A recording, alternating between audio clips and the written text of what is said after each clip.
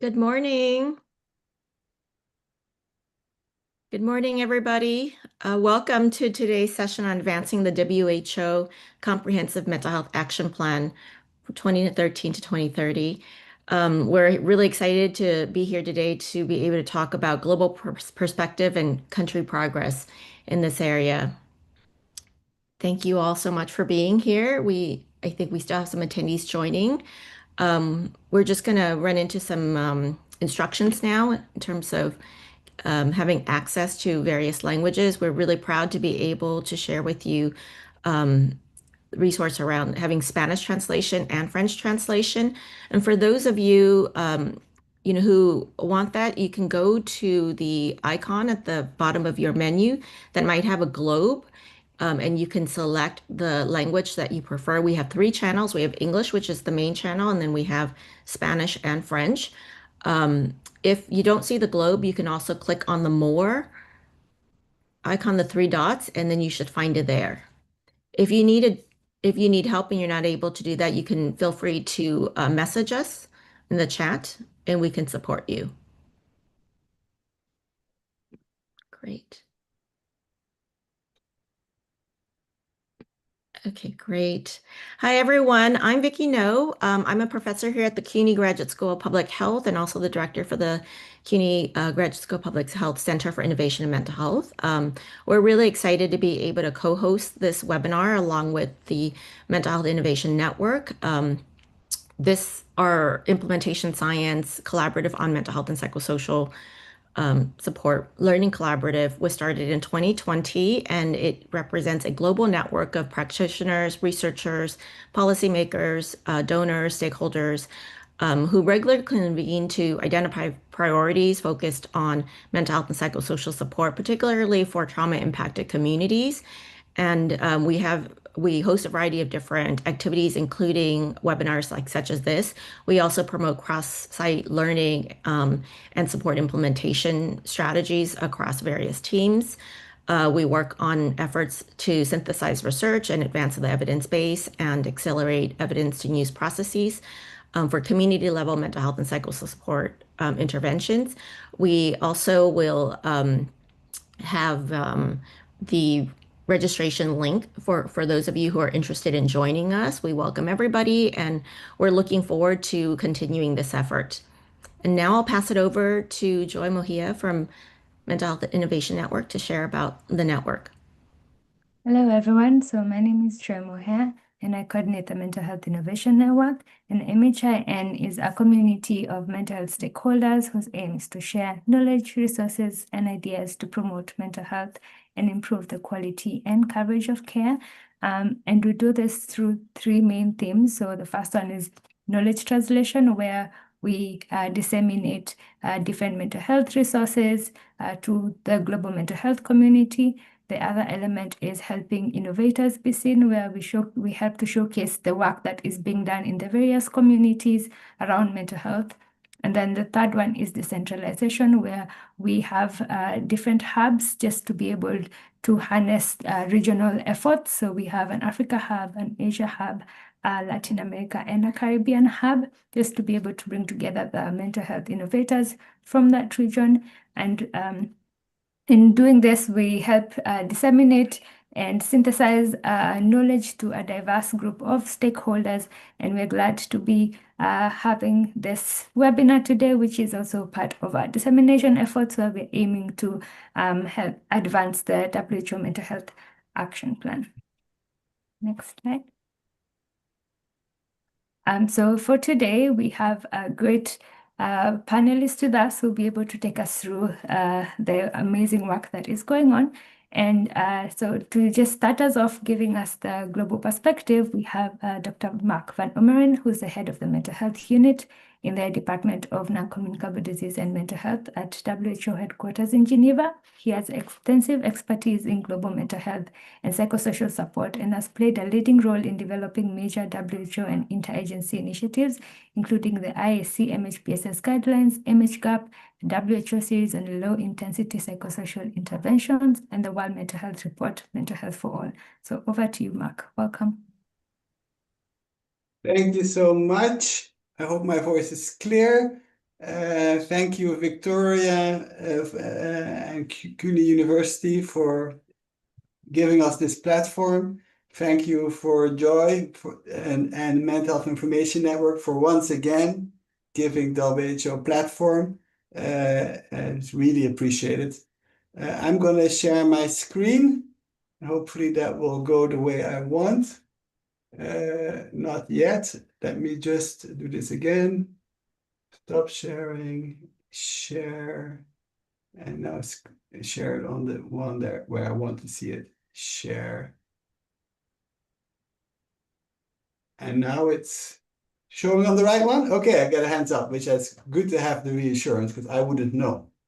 So it's like probably most people, we are all the time presenting on our work, but actually never present on the organization I work for. And now I was asked to present on the organization I work for, which is unusual for me. But it's a pleasure to make an attempt. So let's go. Let me click on the slide.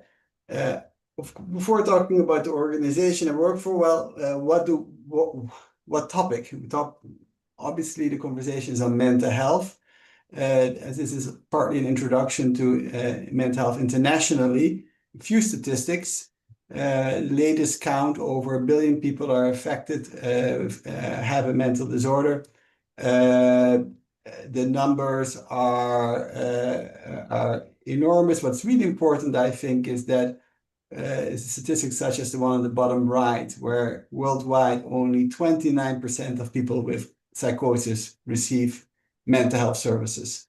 This number has a huge range. In high-income countries, above 70%. In low-income countries, it's just above 12%. So that means that for something as what's so universally agreed as psychosis, that even for a condition like that, most people are not receiving formal mental health care, and not even talking about the quality now.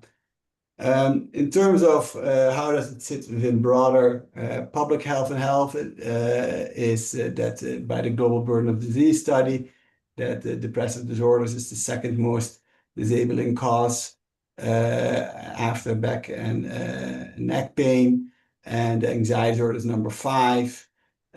Suicide is of course, the numbers, they don't mean much to people. 727,000 people. It's hard to have a concept of that, but maybe it's good to know that that's more than the count for malaria or more than the count for HIV.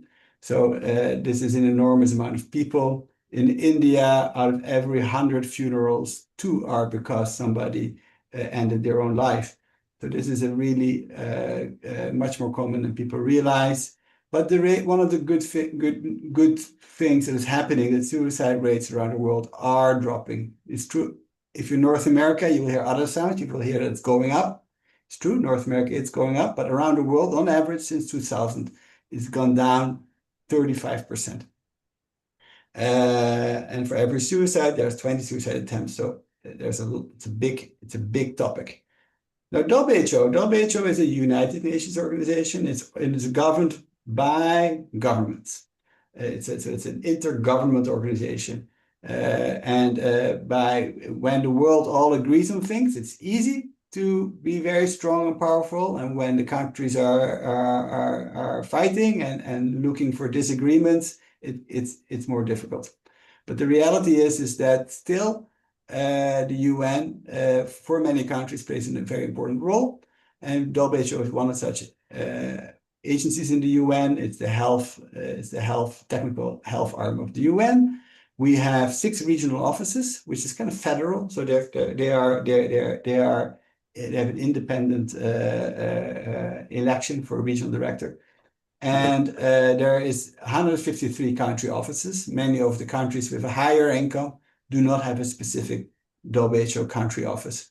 There are 6 regions, and in this webinar, there's 2 regions very well represented. The ones in Africa and in the Americas, and so the first 2 mentioned there. And the regions work closer with the country offices, and that And you will see that in WHO, it kind of has there's many functions, but two of the key functions are normative, which is particularly done in HQ, and country support, which is particularly done in countries supported by the regions. The WHO, when has a plan that is approved by all member states, so it's a consensus plan. So it is progressive, but one has to remember that this is approved by all countries of the world. So it may not be as progressive as the most progressive country of the world, because it's a consensus plan. It has 4 components. It's very well written. It was first written in 2013 and then rewritten in 2020. But this is the Comprehensive Mental Health Action Plan. It has 4 components: leadership and governance, which also covers legislation, for example. Then there's care delivery in communities. It's all about mental health and social care services for people with mental health conditions. Then there's promotion and prevention, very broad, including suicide prevention. And then the last component of the action plan is data and research. And if you read the plan, you'll see many options of activities that governments can do under that. It's very important the word options here. So it is not that this action plan controls what countries are doing. In fact, the countries don't want to work with each other and controlling each other. When they negotiate plans like this, they want basically to highlight the things that are really important and that they are options to do, and that they can use them also internally to advocate for these actions. So a comprehensive mental health action plan is for many people also an advocacy tool, also for civil society to advocate with their governments that this is what you agreed on, implement some of these options. And these options generally are evidence-based. So there's a lot of good stuff in there. If every country did what is in this plan, we would be in a much better place. Now, around 2 years ago, we released a World Mental Health Report. That is our report made by WHO Secretariat. That is not approved by member states. That is made for member states to help them implement the earlier named plan, and to also further inform the mental health discussion in countries. And it's widely used also by civil society. It's an easy read. It is written really well, so that it's very accessible. It has a lot of lived experience, examples and content in there, lots of case examples, but also highlights some of the technical work that countries can do when they implement their options for moving ahead with mental health. It moves all the way from prevention, promotion to, of course, services. And in the end, it emphasizes 3 transformations that we recommend to. One is increasing the value and commitment for mental health. Second one is improving the environments for mental health. It says natural, but all environments. So it's not only the social and institutional, also the national environments for health. So moving from climate change to making sure that people are safe at home and in schools. And then the last one is strength is on the health system, health and social care systems, where we very clear, but that we do not, WHO does not think that the psychiatric hospital should be the center of a mental health system. Rather, it should be a decentralized mental health system. And what I always like to emphasize is that the specialist care needs to decentralize. When the specialist care decentralizes, it can support primary care and all kinds of important mental health activities that need to happen across the sectors in the communities. But what's badly needed is a decentralization of specialist care. Tools, I was asked to highlight some tools. We have many tools. Some people say we have too many tools. We have on the left side, you see a package that we did with the IAC, which I'm not going to unpack given the limited time, but basically it's an interagency agreed package for work that needs to be done in humanitarian settings. Then there is the Mental Health Atlas, which we publish every few years, which monitors how much resources countries have for mental health, not just budget, also what they're doing in terms of also staff and also what activities they're doing, so resources and capacities. And it's a key, it has data from most countries of the world. On the right side is a recent document or a few years old document on a rights-based approach to mental health, which we strongly promote. The aspirations are, of course, that people with mental health conditions or psychosocial disabilities, as one prefers to call, that their rights are upheld, and that by society, but also by health services, which sometimes are part of the problem for these people. So it's an important tool, and there's a training, self-training guide. With that, you can train online, get a certificate, and get grounded in the basis of human rights. It's important.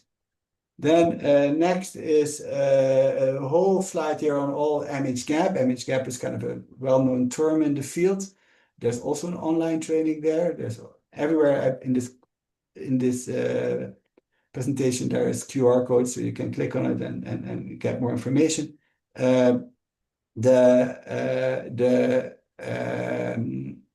do I want to say about this? Is MHGAP, of course, is a flagship document. I must say it's often not well implemented. So there's too many countries where there's just a 1 week MHGAP training and nothing happens afterwards. It's like planting seeds and then not giving it water. And there's a lot of that happening all over the world. And that is not good. It's not good for the credibility of our field when this happens. When mental health is integrated in primary healthcare, it's really important. It needs to be further supported. Hence my previous comment about the importance of decentralizing specialized care. But that is how you can support mental health in primary healthcare. Here's a whole slide on all kinds of tools we have around psychological interventions. This is very important because mental health, as delivered now in many places around the world, is often biomedical only, while we want a biopsychosocial model that balances between the biological and the psychosocial. So we need the psychological interventions available. We have been working a lot on them, and we want them to be available open access so people can use them easily. We're not the only people making these interventions, but these are available from WHO. Then we have a number of major country-focused initiatives.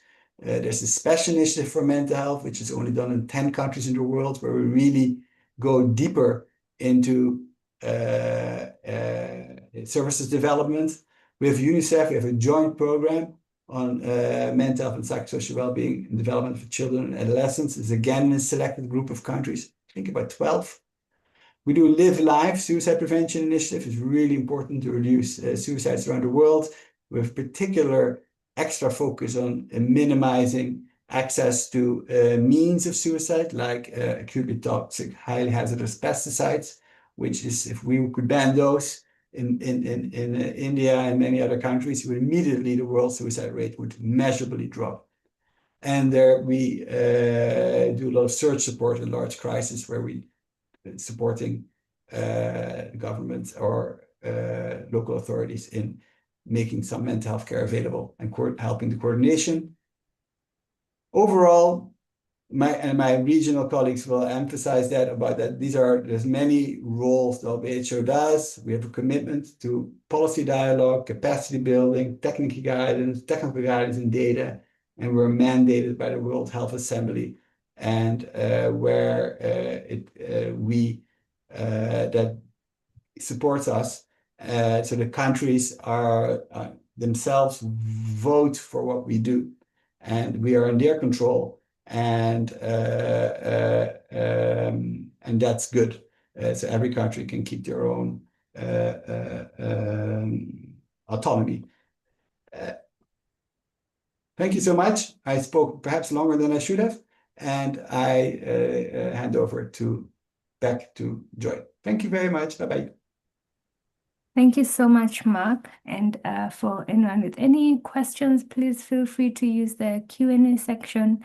And we'll also have a response to that towards the end of the session.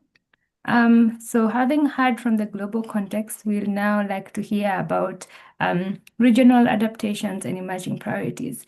So to start off, we'll head over to the WHO AFRO region. And for this, our presenter is Dr. Chido Rafa Matsavamutsa.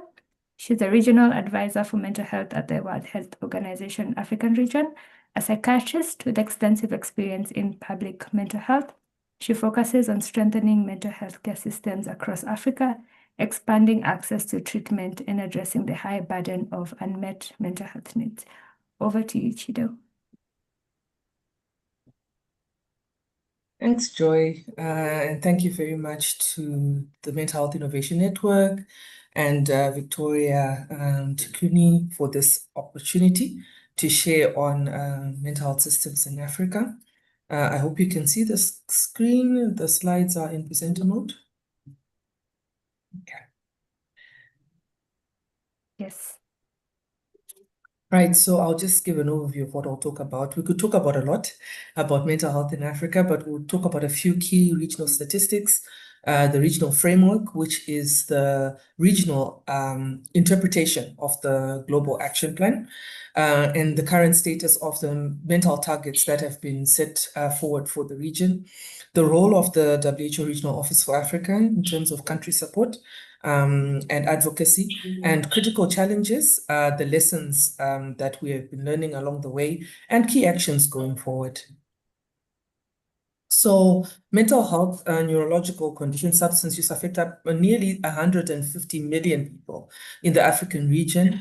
Depression affecting close to 55, anxiety 53 million, alcohol use disorders being a significant challenge as well, drug use disorders as well. Schizophrenia, bipolar, autism, as illustrated there. I just want to highlight the issue of suicide. Africa has the highest suicide rate amongst all the regions, sitting at 11.5 per 100,000 population, which is a challenge. So the regional framework was endorsed in 2022, and you might ask, the plan started in 2013. Why endorse it in 2022? So in 2022, the region aligned to the comprehensive global mental health action plan, and then set forward to encourage member states to strengthen effective membership, leadership, and governance in mental health. And empowering people. This includes empowering people with lived experience of these conditions. This includes legislative reform and advocating for better financing, and then increase coverage of and access to quality mental health services with a focus on decentralization and integration so that services are actually accessible. Then an increase in the mental health workforce with a focus on equitable and geographical distribution, because most specialists are actually based in the cities and urban centers. And then strengthening the mental health information systems, as well as a focus on prevention where possible. So you can actually access the regional framework if you haven't seen it before, using that QR code, and then you can go through the full document. So where are we in terms of the targets? What have we set to achieve by 2030, and where are we right now? So currently 29 of the 47 member states have a national mental health policy, which is either standalone or integrated into other national plans. And by 2030, we are hoping that all countries within the region would have such a plan. In terms of financing, we are hoping that 70% of countries, which is 33 of the 47 countries, would have a mental health budget line. Currently, it's 16 countries. So we are hoping to more than double that by 2030. The target is to have 60% of member states in the region, that's 28 of the 47, be implementing a mental health integration into primary care program. What we call comprehensive integration includes having guidance for mental health primary care integration, having training for primary health care workers in mental health, basic mental health care, having support, supervision, and mentorship. Because just because someone has been trained, has received in-service or some pre-service training in mental health care, primary care, does not make them a specialist, and they need the support and mentorship of the available specialists. And then having medications available where needed, but very importantly, also having psychosocial support, psychosocial services available and interventions available, as Mark alluded to earlier, that it should not just be the biomedical approach, it should also be psychosocial support as well. At present, only 7 countries of the 47 have managed to do this. So we've got a lot of work to do in terms of service expansion. In terms of mental health and psychosocial support, the aim is for 80% of countries within the region, that's 38 countries, to have a plan to include mental health and psychosocial support in disaster preparedness and response. Currently, 11 countries have managed to include MHPSS in their national disaster preparedness and disaster risk reduction plans. In terms of suicide prevention, the SDG goal is to reduce suicide by 1/3, and this would be reducing it to around 7.7. Currently, we're at 11.5, and only 6 countries have actually developed a national multi-sectoral suicide prevention plan. So that obviously is a challenge. Then lastly, but not leastly, data. By 2030, the aim is to have 95% of countries, that's 45 of the 47 countries, be routinely reporting on mental health indicators. Currently, 24 of the countries are routinely reporting some mental health indicators within their health information management systems. So we will need to double that by 2030. So basically, we've got quite a lot of work to do in the next 5 years. Where do we get this data from? The data I'm presenting is from the 2024 Mental Health Atlas survey, which you may be aware of. Every 3 to 4 years, we have a survey, which is a global survey done. All countries are encouraged to participate and are invited to participate. They nominate a national focal person who we then work with and help them to fill in this online report in collaboration and in consultation with other stakeholders within each country. So as you can see, we had the majority of countries actually participate. Only 13 countries did not this time around, and we, of course, will continue encouraging countries to participate going forward. If we then look at a little bit of the sub-regional analysis of this, so those are the 29 countries with mental health policies. As you can see, the majority of those are within West Africa, some within Eastern Southern Africa, and then some within the Central African region. So West Africa doing quite well in terms of policies. But it's not enough to just have a policy. That policy must be aligned with international human rights and must be moving the country forward in terms of decentralization of care, deinstitutionalization, inclusion of people with lived experience in their care and in decisions that are made about them. So the countries that are actually aligned in terms of international human rights, where the policy is aligned, of those 29 countries with policies, only 17 are actually aligned. And again, majority of those are in West Africa. Then looking at budget lines, it's very good to have a policy and a paper saying this is what we must do, but there must be finances to back that policy so that the policy can be implemented. So we've got 29 policies within the African region, but unfortunately only 16 countries are actually allocating finances towards the policies and having budget lines to improve mental health services within the countries. And that's the distribution sub-regionally. When we then look at integration into primary care, those are those 7 countries I'd mentioned who are integrating mental health into primary care. The majority of them are in Eastern Southern Africa, and then 2 within West Africa. But of course, this is still a very small number that are effectively integrating mental health into primary care.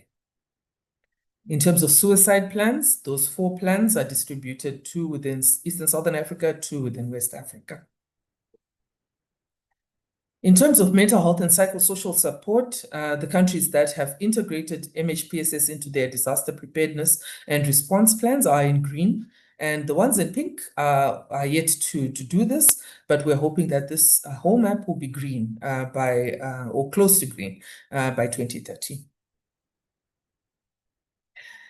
Then if we look at the routine data collection, those 24 countries that are collecting data, 11 in the East and Southern African region, 11 within the West African region.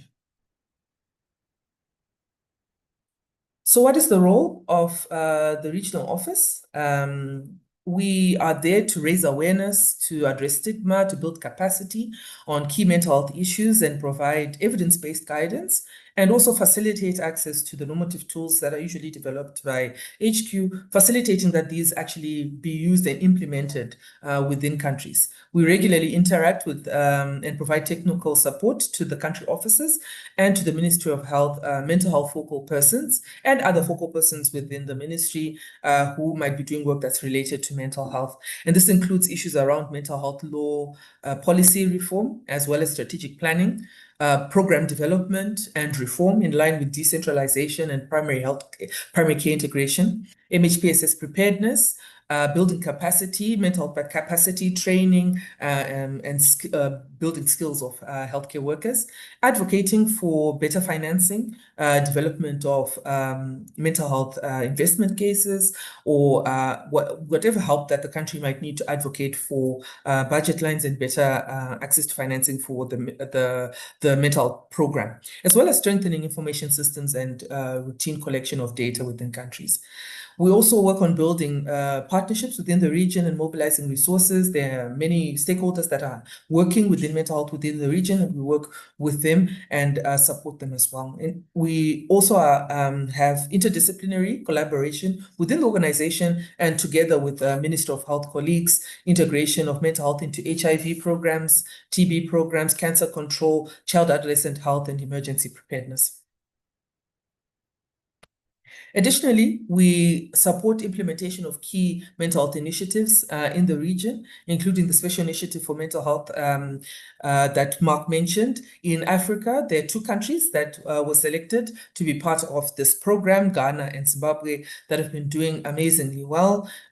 Service expansion just in 2024 alone, 1.3 million more people in Ghana had access to mental health services through the decentralization in MHGAP rollout that is happening in Ghana. In Zimbabwe, it was over 1.2 million. So it's a very effective program that is focusing on system strengthening. So right from policy reform to service expansion through MHGAP training and rollout, working multi-sectorally, working with organizations within the countries that are active in mental health to try and strengthen mental health systems, strengthening the data, are also part of this work.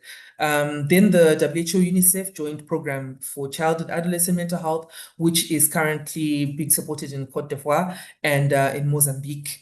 And access to medicines program for mental health and neurological medicines, which is currently ongoing in Côte d'Ivoire, Ethiopia, and Zambia. And then support for the intersectoral global action plan for epilepsy, which is also part of service expansion and system strengthening, which is active in Kenya, Ghana, and Tanzania. We recently had an inter-country learning workshop with Botswana, Eswatini, Lesotho, Namibia, and South Africa.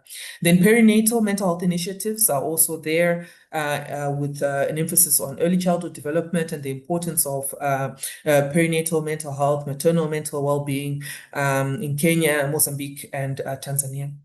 We have a program for SAFER initiative, which is looking at initiatives to reduce the harmful use of alcohol. We've been working with 15 countries to help strengthen their policies around alcohol and alcohol control, and also the services available for those affected. And then suicide prevention through the WHO Live Life interventions, currently where we're doing quite a lot of work in Lesotho, Eswatini, and Ghana. Another role that we have is the regional surveillance and monitoring the progress towards the global and regional strategic objectives that I've just presented now. We have recently launched a dashboard, which you can access using the QR code there, where you can find the information that I was sharing on the region. You can look at it at country level. You can look at it at regional level. We've put information there on the burden of disease. We've put information on the current SDGs status. We've put information on the current status of the regional framework, where countries are versus where we need to go. So you can go there and explore a bit. And we also welcome any additional information. On the landing page, there is a way of connecting with us if you've got other data sets that we have not included that you feel should be included, and we'll verify with the relevant countries and definitely make use of that. Then this is just a background about why the dashboard. So we want to strengthen data because data is very important for resource mobilization, for advocacy, for more resources. But also data is important for policy reform. We can't address an issue that we cannot quantify, so it's very important that we do so. And the data that we had noticed that it was fragmented on different databases, on different surveys, and we're trying to put this all together in a one-stop shop where people can access information easier, policymakers, stakeholders can easily access and make sense of the data. There's also a AI-powered chatbot. If you don't want to go through, tedious lots of information and data, you can just ask the chatbot and you'll be able to try and extract information in an intuitive and conversational manner. So what are our challenges? We have many challenges, but I've pulled out a few that I think are critical. Limited political commitment. So if we have 29 countries with policies, but only 16 having that financial backing, it means that there's a little bit of gap there in terms of the commitment to back the plans and make sure that they're implemented. Stigma is still a big issue within the region. Stigma in the community, stigma even amongst policymakers. So advocacy is still something that needs to be done right across the community and within our policymaker networks as well. The weak data systems, if we don't have enough data, we cannot advocate for better resourcing, cannot advocate for better human resources. So we need to be able to demonstrate the case that this is the burden that we have versus the systems that are available. There's a lack of predictable financing, and that then affects programs. So if countries can even put a small amount per head per year, then the programs know what to expect and they can make some planning towards that. And then, of course, competing health priorities. Africa has a number of health emergencies every year. And when something like that happens, sometimes mental health falls on the wayside. And this is something that is a challenge and needs more advocacy and commitment. What are the lessons we've learned? Government buy-in is critical. And political commitment really does improve visibility. We've seen that in the special initiative countries where buy-in was right from the start with government, and the visibility of mental health really was improved in those countries. And then investment also started to come in. So in a country like Zimbabwe, where the special initiative started, and then from there, then they managed to do the Friends program, which is actually a collaboration with Grand Challenges Canada and WHO and the government of Zimbabwe and the Friendship Bench. So once things are more visible, the financing can then come in, but government buy-in is critical. The multi-stakeholder collaboration is also very important. We need to break down the knowledge silos like we're doing today, so that we reduce the duplication of efforts, and then we make the best use of the available resources. Community engagement is very important. And working with people with lived experience is very important in terms of addressing stigma and really raising awareness about mental health. When you hear about mental health from someone who is living with the condition, it humanizes it, and it's not something that happens to other people. It becomes something that happens to all of us. So working with people with lived experience has been something that we have done. Integrating mental health into existing systems really could accelerate the universal access of mental health care. So integrating into perinatal mental health, into primary care, into TB, into HIV. This is important in terms of really piggybacking off those services and making sure that people are getting person-centered holistic care. Then task shifting or task sharing, as is a better term for it, where we are training non-specialists to be able to care for people for their mental health within the primary care service or secondary care before they get to a specialist. It could overcome the human resource gap that we have. We've got a huge human resource gap. And however, this relies on a very strong upstream with a stronger mental health system as well. So you can't just train primary care without strengthening the whole mental health system. When the primary care now needs to refer someone up, where do they refer to? And of course, it should be bi-directional. When someone is better, they should not stay within the specialist system. They should actually come back to primary care and then continue with their lives. But this needs support, supervision, mentorship, and strong referral systems. And then leveraging on technology. We've seen this with the quality rights training, which has been primarily online and has actually spread much faster than we thought it would. And also technology can be used not only in service expansion, but also to improve our data, as we are trying to do with the dashboard. What are some key actions going forward? We just go back to those key targets that we've set, that were set in 2022 and agreed upon by countries within the region. There's a need to really prioritize mental health and raise awareness and really work with people with lived experience to do so. And to promote the implementation of the regional framework in our countries. For everybody who's online today, if you can then really revitalize the importance of the regional framework and why it was agreed upon in 2022, knowing that we needed to attain these targets by 2030, so that we work towards them and work together towards this common goal. And of course, encouraging regional knowledge exchange within countries within the region. There are countries that are doing very well, and we've been trying to organize regional webinars where we showcase some of these countries and allow for regional exchange. There's an important need to continue to develop plans for the remaining countries that don't have plans, but also to reform plans to align them with international best practice, particularly along the issues of human rights standards. We need to advocate for mental health as a key funding priority. And this would be, yes, continuing to lobby for external funding, but also for internal funding for those budget lines, for those dedicated budget lines by countries, so that countries take more and more responsibility for the mental health system. And to accelerate the operationalization of primary care integration.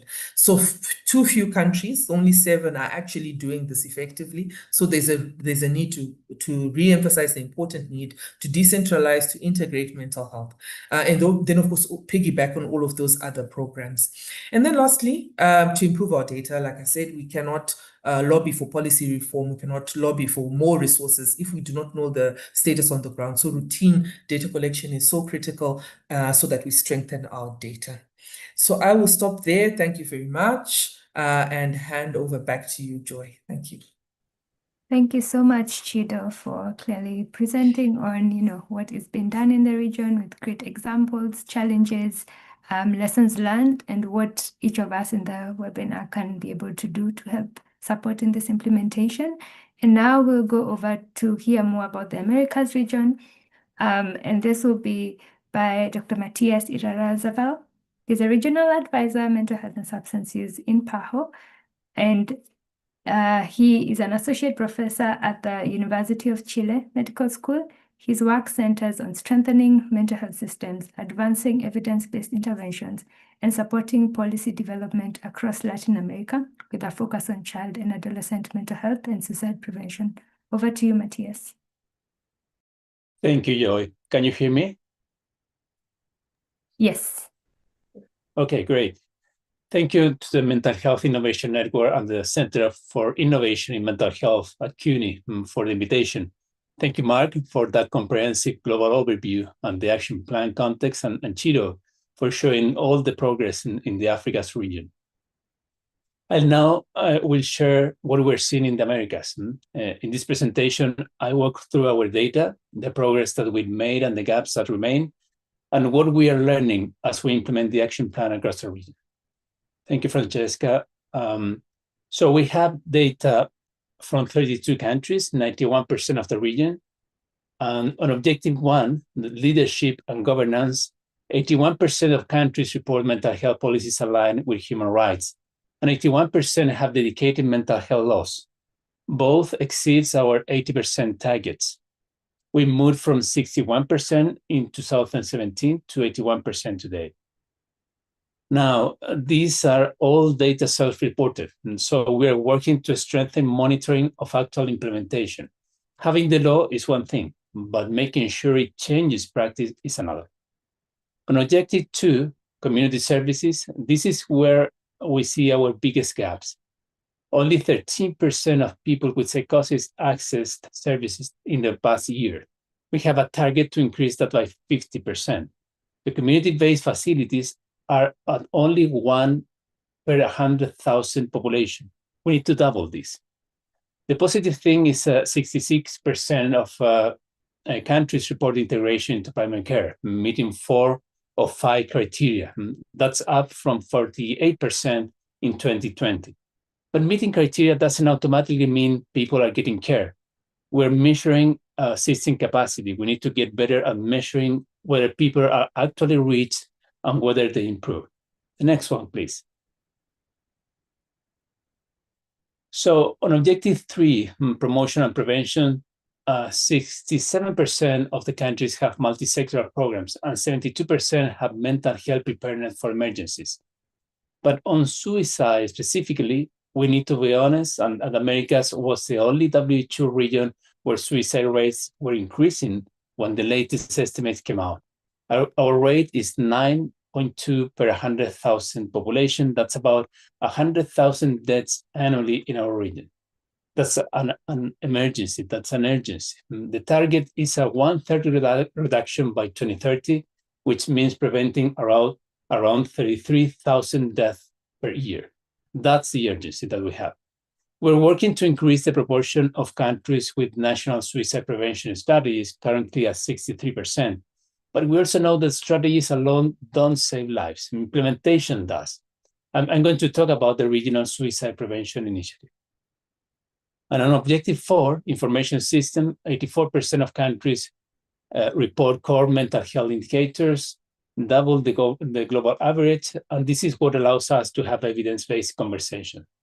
And we've exceeded research targets with over 150,000 published articles about mental health, but mainly from countries like Brazil and United States. So we need to broaden and expand the capacity of the countries in publishing and researching mental health. So the challenge is getting that research into practice also. Next one, please. So let me talk about mental health legislation. 81% of countries now have dedicated mental health laws. That's one of the highest of any WHO region. In 2017, we were at 61%. 9 countries have enacted new legislation or major revisions in 7 years, and nearly half of our countries updated their laws after 2020. So this is an ongoing reform. But the question that we keep asking ourselves is, what does it mean for a law to be aligned with human rights? When countries report they comply with the CRPD, are we talking about the text of the law or about what actually happened to people? Colombia is a good example. They abolished the guardianship for people with mental health conditions in 2023 and replaced it with supported decision-making, implementing the CRPD Article 12.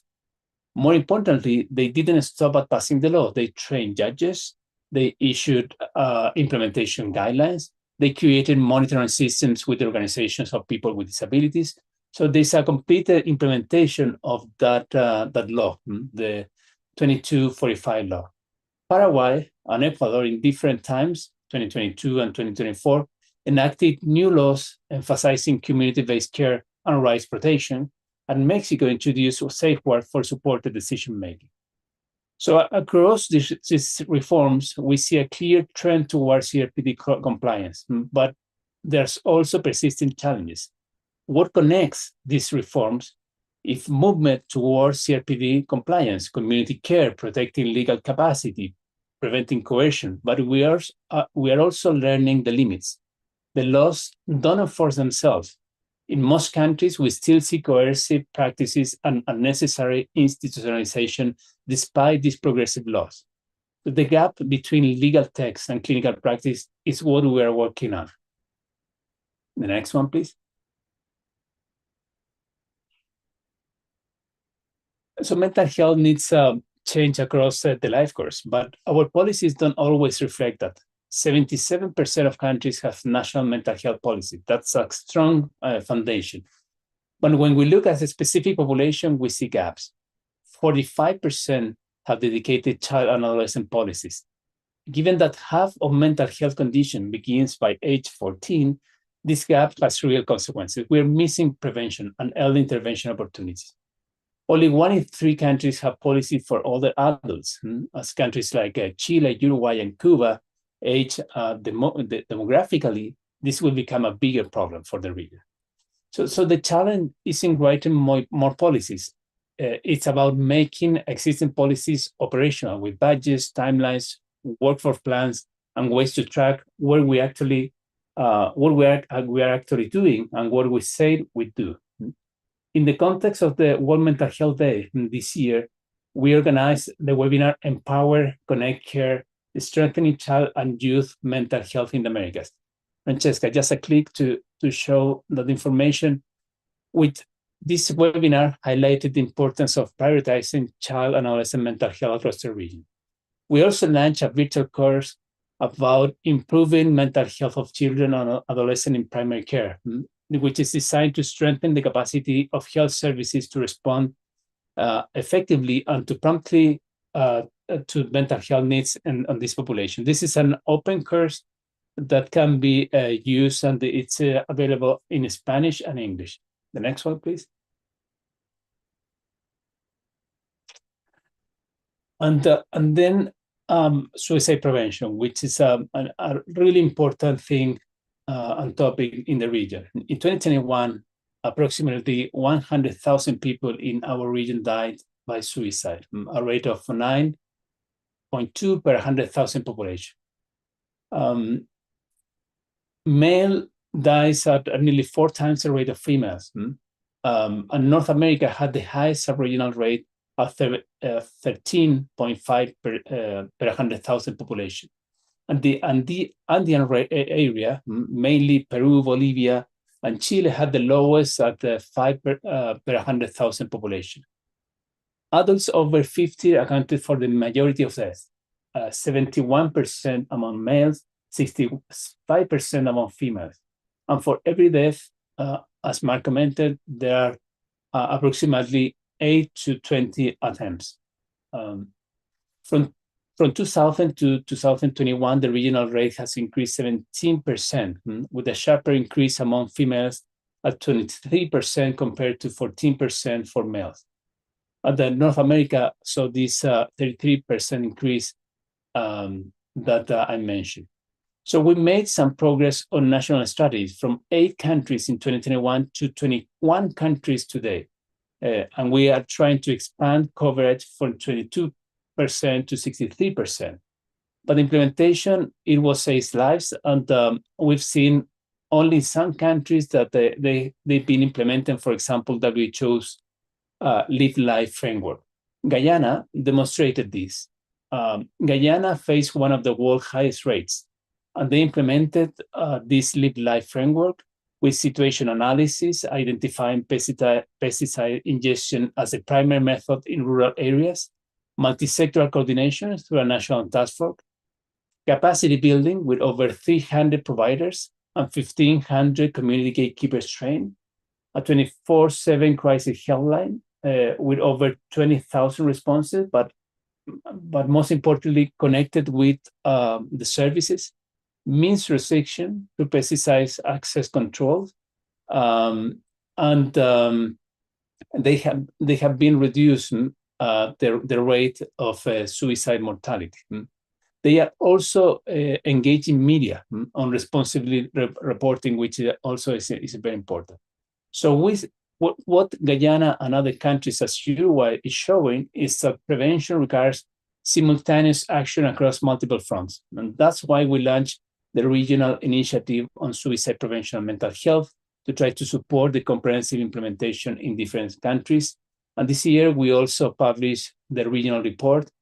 Francesca, click, please. That documents these burdens and trends and provides the evidence base to scale what works. The next one, please. So integration into primary care for our region is critical. The question is not whether countries support integration. They do. It's whether they build the infrastructure to make it work. 52% of countries meet at least 4 of 5 criteria from functional integration. That's above the 34% global average. Those criteria are training health workers, establishing supervision, integrating mental health into guidelines, and ensuring medicines are available and creating referral pathways. 100% of the countries report training health workers. That's good news. But as Mark mentioned, it's not only training what is needed. We need also implementation. 97% have supervision mechanism. 81% have integrating guidelines. These are the building blocks. But let me show you an example of how full implementation may look like. In Chile, there is a program called HES, Garantías Explícitas en Salud, or Explicit Health Guarantees. It was a program introduced in 2005 as part of a health reform. It's not a mental health program like a specific, it's a universal health coverage mechanism that includes mental health as one of 85 guaranteed conditions. And mental health is not separate, it's part of the core health system. There's 5 mental health conditions included: depression, first episode psychosis, bipolar disorders, substance use disorders, dementia, and recently, just this year, depression and anxiety in adolescents. So what this system of HES guarantees is 4 things. Access: if you meet criteria, you have a legal right to care in both public and private sectors. Quality: services must meet accreditation standard, facilities are certified, and professionals are licensed. Protocols are evidence-based. Timeliness: HES sets a maximum waiting time for depression diagnosis should be less than 30 days for referral and less than 60 days for treatment. Still a lot of time, but you know, we have a waiting list all over the region. And if there are delays, there are legal liability. There's also financial protection. HES caps out-of-the-pocket costs. For the lowest income quintile, services are essentially free. For others, there are cost limits.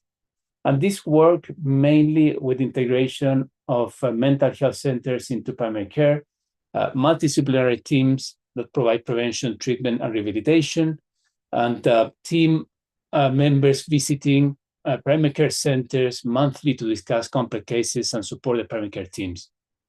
So in terms of results, we have 80% of people seeking mental health care through this system. They are treated by primary care professionals, not a specialist. The coverage of the lowest income quintile increased by 20%. Hospital mortality for depression has decreased. Early intervention for first episode psychosis has improved. And this showed that sustained investment, clear standards, and integration within the broader health system can make universal mental health coverage a practical reality, not just a goal on paper or a good wish. Next one, please. Sure, that was a long one, but if we are talking about services and coverage, we should talk about gaps. And because treatment coverage is where our aspiration meets reality in the region. The regional median for psychosis treatment coverage is only 13%. Only 13% of people with psychosis accessed any services in the past years. 87% got no care at all. So this is our biggest challenge, the gap between having policies and actually reaching people with services. But there are some trajectories that can make a difference. Venezuela increased from 15% to 26%, a 75% relative increase. Peru went from 27% to 30%. Costa Rica from 11 to 15, a 14% increase. Mexico a little bit. So these are not huge absolute numbers yet, but they show that rapid scale up is possible when countries invest systematically. And these increases represent many additional people getting treatment who previously had none. What limits faster group progress? Workforce. We have only 1.8 child and adolescent mental health workers per 100,000 population compared to 4 in high-income countries. And what we have is concentrated in urban areas. So we're making some progress, but too slowly. And at current rates, we're not going to hit the 50% increase target by 2030. We need to accelerate. We need to think differently. Next one. So MHIN it's been important and for our region, and it's scaling across the region. We had 16 countries participating in MHIN 5 years ago. Now it's 24 countries, almost 70% of the region. But most importantly, 15 countries now have MHIN in at least half of the primary care facilities. It's not only like a training in some teams, it's at least half of the facilities. And that's a real scale, not pilots. 20 countries have mental health data systems that can track outcomes, not just trainings. And this matters because it means we can see whether people are actually improving. What we are learning about MHIN implementation, first, the training alone is not enough. We train thousands of providers, but training doesn't change practice if people lack medicine, supervision, time, or institutional support. Countries who have succeeded with MHIN have built supervision systems. So it's important to have specialists providing consultation to primary care teams. Secondly, multimodal treatment works better than medication alone. Countries that have integrated psychosocial intervention, all the packages that Mark presented, alongside with the medication, see much better outcomes than only medication. And third, virtual delivery expand reach. We have a virtual campus for MHIN training, and we have over more than 20 courses in mental health. And during COVID, this was essential, but nowadays it's also essential for rural providers to access training without travel. And finally, integration with other programs matters. Mental health cannot be a separate vertical program. So people don't have a single condition, and we're trying to do this integration of mental health with NCDs. So the challenge is to try to keep quality while adapting to different contexts because we have really different cultures, and we need to keep adaptation of these packages. Next one, please. So these are the two last ones, but let me show you about everything that we talk about. Laws, policies, training means nothing if the people don't get better. So it's important that we try to see the impact of the intervention that we're trying to implement, and that's why Paraguay experience is important. Paraguay has integrated mental health into primary care since 2018 using MHIN, and during the second quarter in 2024, they provided services to more than 200,000 people in primary care in a country of 8 million people population. That's nearly 3% of the population. And the important thing is that the WHO Special Initiative Mental Health Surveillance System is tracking this. So Paraguay embedded the systematic outcomes monitoring into routine clinical practice. Every patient is assessed at baseline and follow up using the WHO. This is not only for research, this is routine practice, and the results are strong. The overall functional improvement is 29%. That's the average across all mental health conditions. For people with suicide risk of self-harm, improvement reached 67%. So that's a WHO score going from 2 to lower or below than 1, which is essentially from moderate severe to mild minimal. So what are people receiving? 90% get multimodal care, psychosocial intervention and medication when appropriate, not either or. And typically, care includes problem-solving therapy, behavioral activation, psychoeducation for patients and families, evidence-based medication when needed.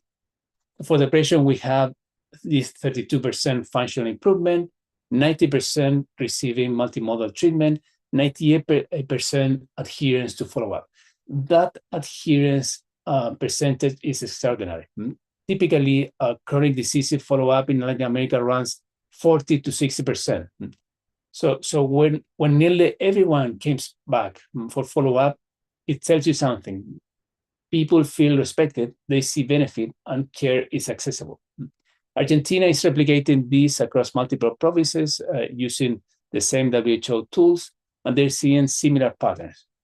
So what does this mean? That primary care integration produces measurable clinical benefit at the scale. This is not theory, it's routine service delivery reaching hundreds of thousands of people. Non-specialty health workers, when trained and supervised, can deliver effective mental health care. We don't need to wait to a specialist workforce expansion. We need more specialists, but we don't need to wait for that.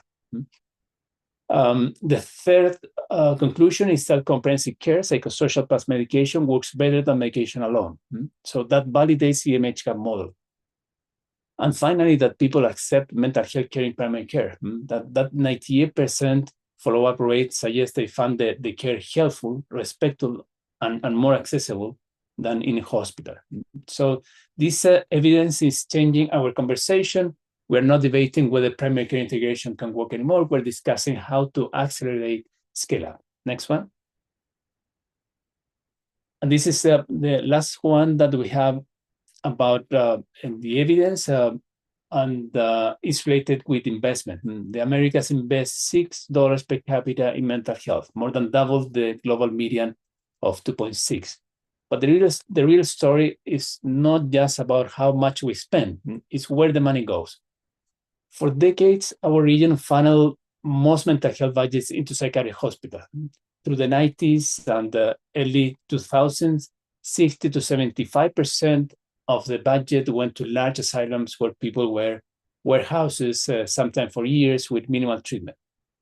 That has fundamentally changed. And today, only 30% of mental health spending in the Americas go to psychiatric hospitals, significantly below to the global coverage of 47%. We're investing more in where people actually live, 26% in community mental health services, 24% in primary care, 22% in general hospital. And so this is a rebalancing toward accessible community-based care. But we know that we have different sub-regions, and we know, for example, that still in some sub-regions, this can be different. For example, in North America, we still have 62% of the budget dedicated to psychiatric hospitals, also in the English Caribbean and other sub-regions.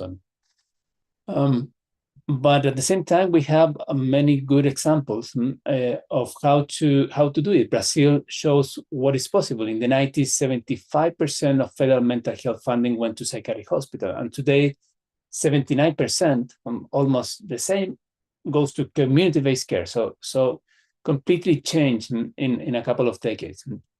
Brazil now has more than 2,600 CAPs, these Centros de Atención Psicosocial, and they provide community support across the country. And this was not quick or simple, but it was sustained political will across administration, systematic hospital closures, paired with community service expansion, workforce retraining, and cultural change about what mental health care should look like. The next one. Looking forward or toward 2030, we have 5 clear priorities. The first one is implementation. We have strong policies and laws, and the challenge is translating them into change practices in hospitals, in clinics, in courts, in schools, workplaces. So this requires capacity building, accountability, and political will that is beyond election cycles, which is really a challenge here in the region. Number 2, coverage. 13% treatment coverage for psychosis is not acceptable. We need to at least triple coverage for severe condition by 2030. And that requires work for expansion, service infrastructure, and removing financial barriers. Third, quality. Paraguay and Argentina showed that what's possible when you monitor outcomes systematically. We need to expand this, not just counting services, but measuring whether people improve. In the fourth place, equity. Mental health disparities mirror social inequalities, and here in the region are huge.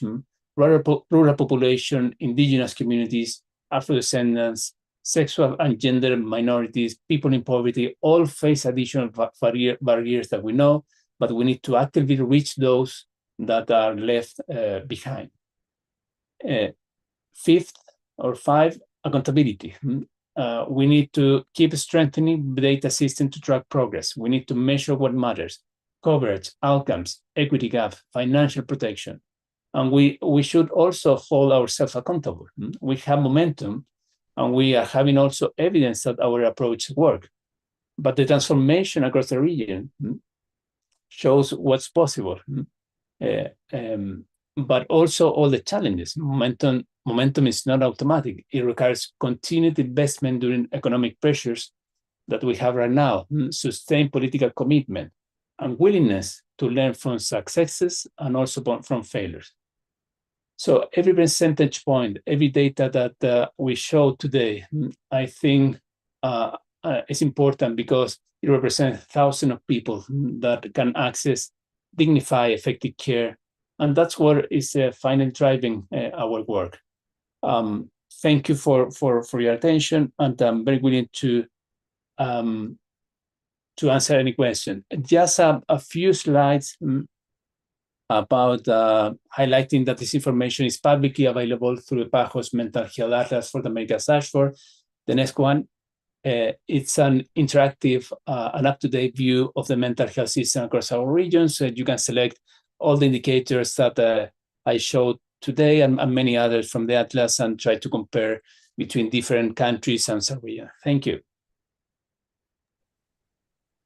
Thank you so much, Matthias, for also giving us a perspective from the Americas region and what is happening with great examples and how we can move forward.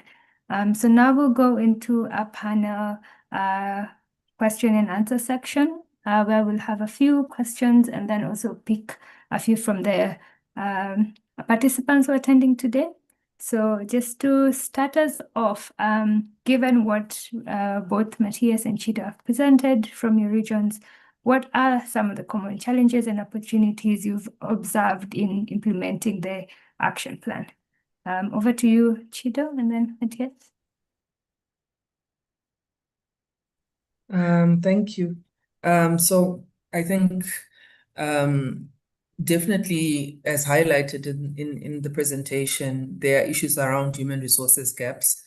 And it's, as you can see, it's also a problem in PAHO, even though the resourcing is much better in PAHO. So this is not a problem that we're going to solve quickly in the African region. But what is something that Matthias said, which is very encouraging, is that we don't have to wait for the specialist workforce to increase in number. We'll continue working towards it.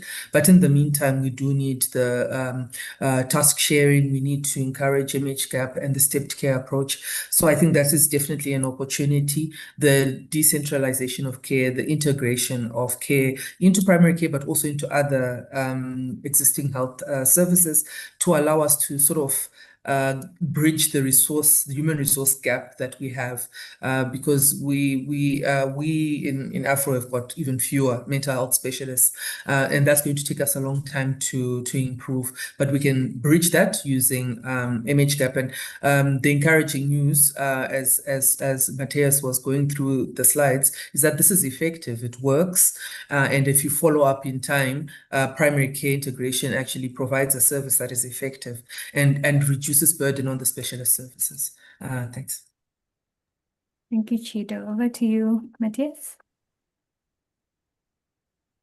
Thank you, Joy. I think that looking at our region, we're seeing some interesting dynamics. On the governance sides, we're actually ahead of the curve. 81% of countries in the Americas have mental health policies and laws aligned with human rights. That's something that we could celebrate, but the real challenge shows up when we look at the service coverage and also the implementation of those laws. The gap between having policies on papers and people actually accessing services is significant.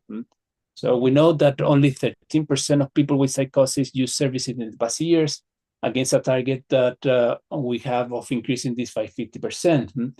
We have more limited data on depression service coverage. So the implementation capacity is where we're struggling.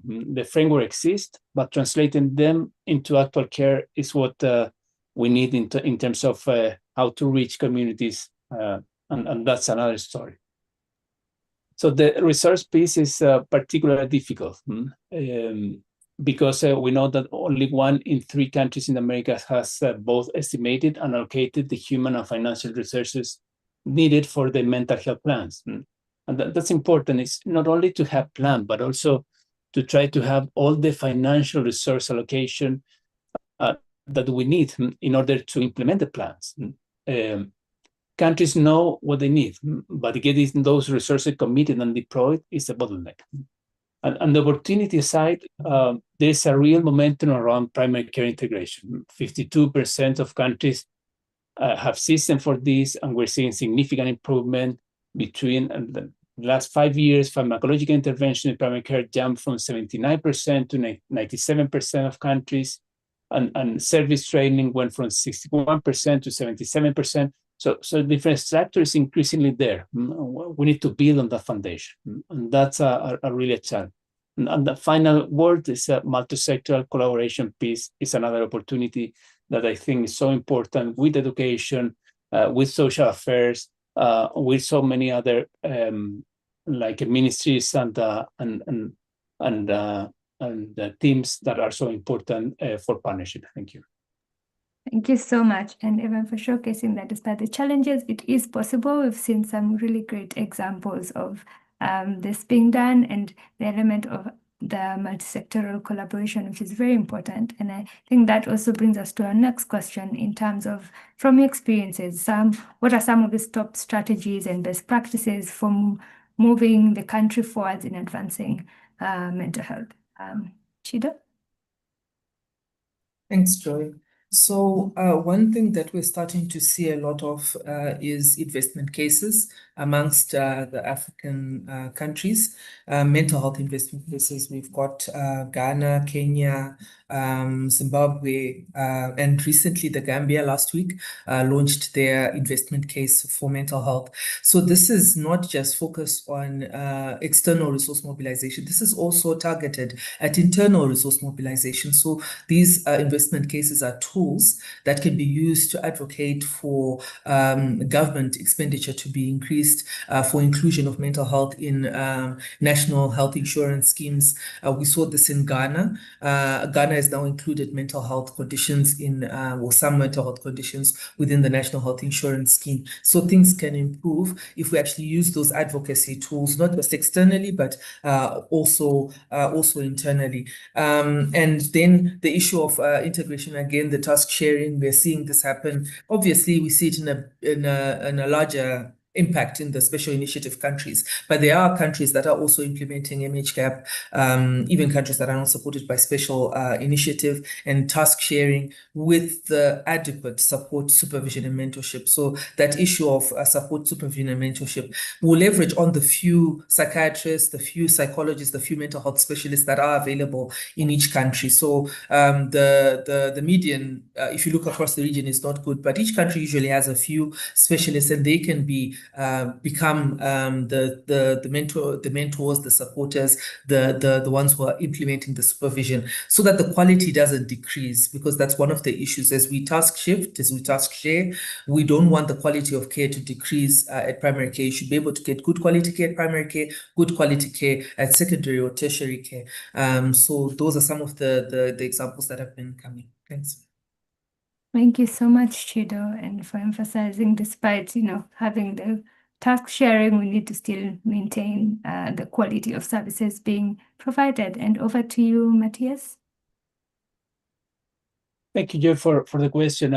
From what we are seeing our work across the countries, there are a few clear priorities. The first one is investing, and investing in primary care workforce, which I think really matters.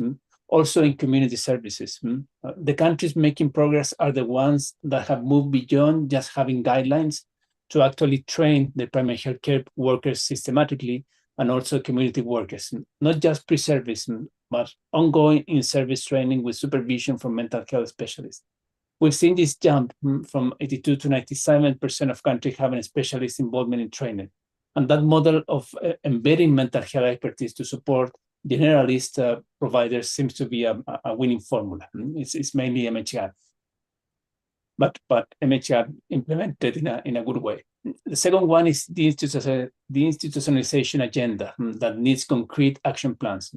We have a lot of long-stay psychiatric hospitals in the region, but that's not mainly the problem. The problem is the lack of community alternatives and transition plans. Mainly the problem in terms of the solution, of the agenda, of how we implement the institutionalization. The problem is that there are no alternatives. So countries that are building community residential facilities, expanding psychiatric units in general hospitals, and transitioning patients with support are the ones getting traction. And that's one of the good lessons that we have from Paraguay, special initiative in mental health, and other countries in terms of closing the hospitals and improving the mental health services, primary care, and community level. The third one is to have standardized tools and protocols which can accelerate progress. We've been working, for example, with the Regional Initiative for Better Care for NCDs. It was called for NCDs and almost for NCDs and mental health. But the good thing is that we're building on the momentum of many countries implementing all these protocols, all these evidence-based frameworks to follow up NCDs at primary care level, and that we are including mental health, especially depression and anxiety. Our region has a high percentage of countries that collect core mental health indicators, and so that's part of the thing that we need in terms of accessing data and try to see what is the impact of the action that we're doing at the user level. Thank you. Thank you so much, Matthias, and also having heard from both regions on the challenges, opportunities, top strategies, and best practices, I think we'll now move over to the global level, and I'll bring Mark in, and I'd like to ask you, how can WHO tools, guidance, and collaborative platforms be leveraged to accelerate this progress? Over to you, Mark. Thanks, Joy. I think, it depends who I'm talking to, right? So, and with. So if this question is to a person who is individually wants to do something for themselves, maybe a self-help tool like doing what matters in times of stress could be helpful. If it is like I worked many years ago for a small NGO and I used WHO tools, which helped me do better training. So I think some of our training materials could be very good for programs that were already designed. So you can use some of our training materials or some of our protocols that happen to fit with what the NGO or the small organization is doing.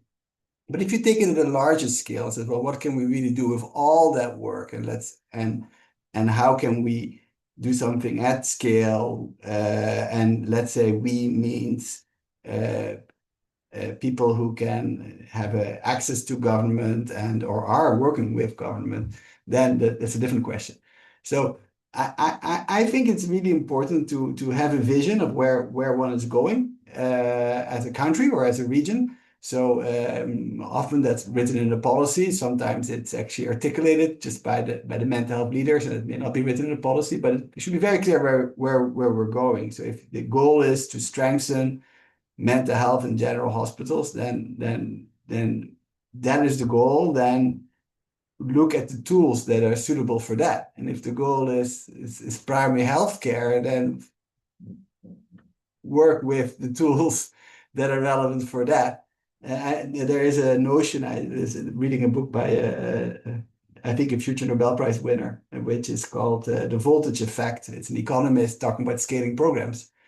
And he's talking how we should move from the evidence-based policy to policy-based evidence, meaning we have a vision of where we want to go, and we need to collect the evidence to see if these policy, how we get there to these goals. So I believe that there's a lot that can be done by the WHO tools. There is many of them, and nobody will need all.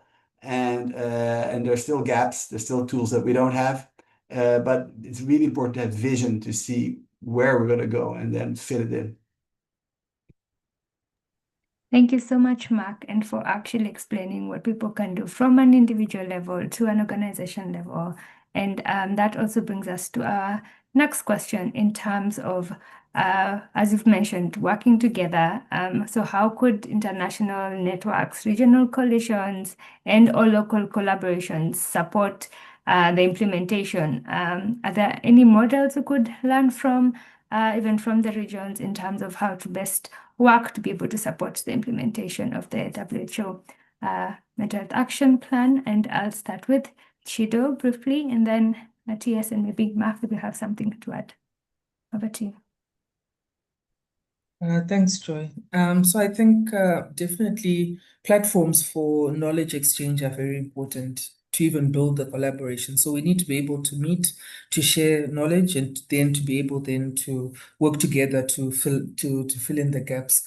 So these intercountry learning opportunities are also important, but also within regional organizations to be able to meet together and discuss what it is that we're doing, who's doing what, where, as we would normally do in an emergency. You know, in an emergency, sometimes if everybody just is running around doing everything, nothing gets done well. But if we can sit down and coordinate and say, who's doing what, where are you doing it, what can we do, what are the gaps, it can work.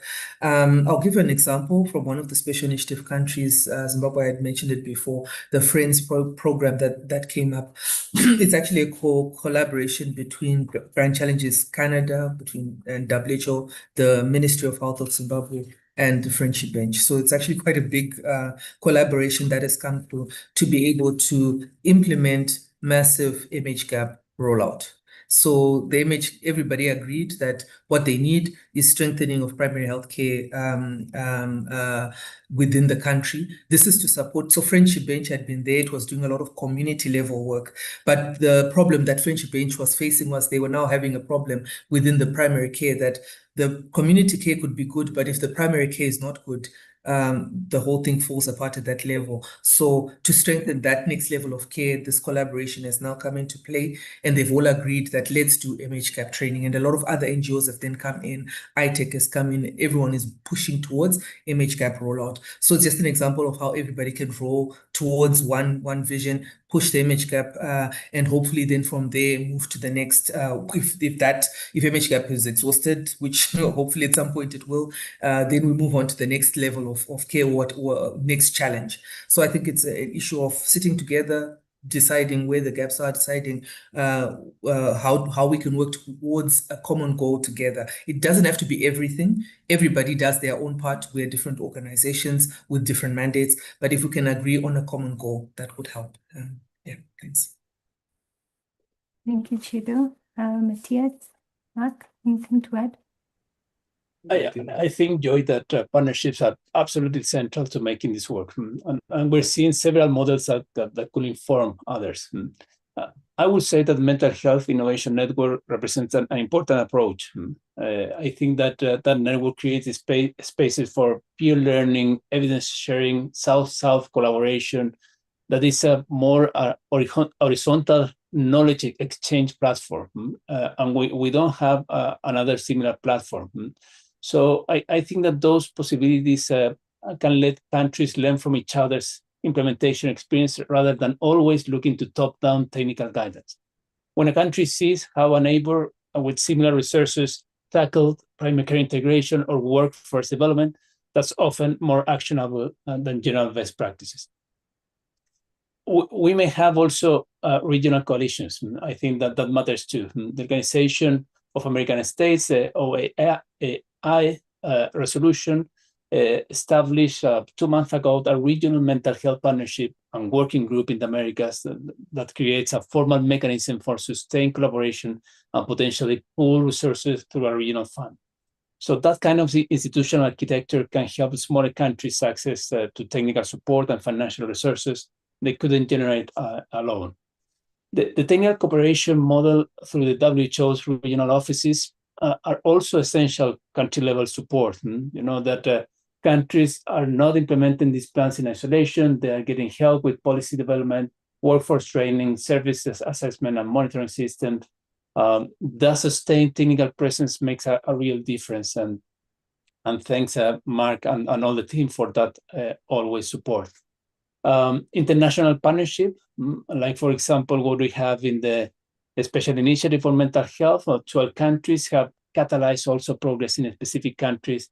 And it's a way of learning about how to implement training programs, monitoring frameworks, and a lot of work in different regions. So the Paraguay example showed that what is possible with that kind of concentrated partnership and support from WHO. And finally, local collaboration with service user organizations, NGOs, and civil society are equally important, and even more important in many countries. About 80% of countries in the Americas has collaboration with service user groups, 97% with NGOs.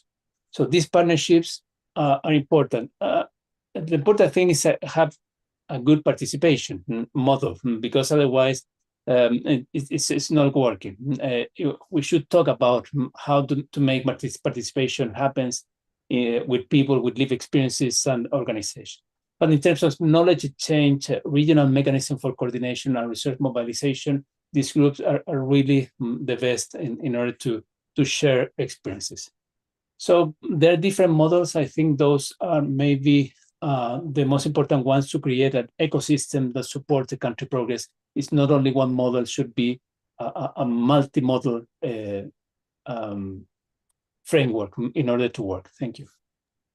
Thank you very much for all of your responses, and I know time is far much spent, so I'll hand over to Vicky.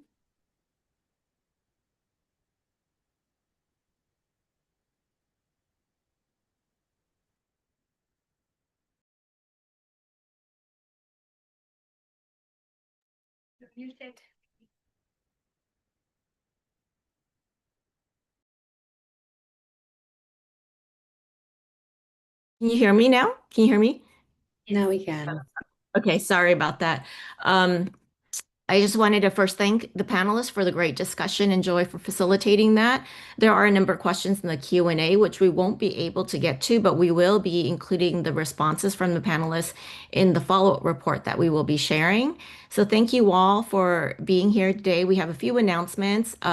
We will be following up this webinar with another one that will be focused on Asia in December. And so we look forward to that. We also are co-sponsoring the World Congress for Psychotherapy in 2026 in partnership with the UN and CUNY in June 4th to the 6th of 2026. There are poster submissions that we are still accepting. They'll be accepted until December. So any of you who have presentations that you would like to share about your country experience or project experience, especially around implementation in humanitarian settings, that's going to be a theme in this upcoming Congress. And so we look forward to your submissions there. For those of you who want to be part of the coalitions that we have, both MHIN and the MHPSS Learning Collaborative, we welcome your participation. There's information that is listed on the slide there regarding our Knowledge Hub that we have in the MHPSS Knowledge Hub. And then we also have a mailing list, and we host meetings similar to this, as well as meetings where we do more sharing around various topics and exchanges across the network. MHIN, their link is listed there, and you can register there for the resources that are available at MHIN. Great.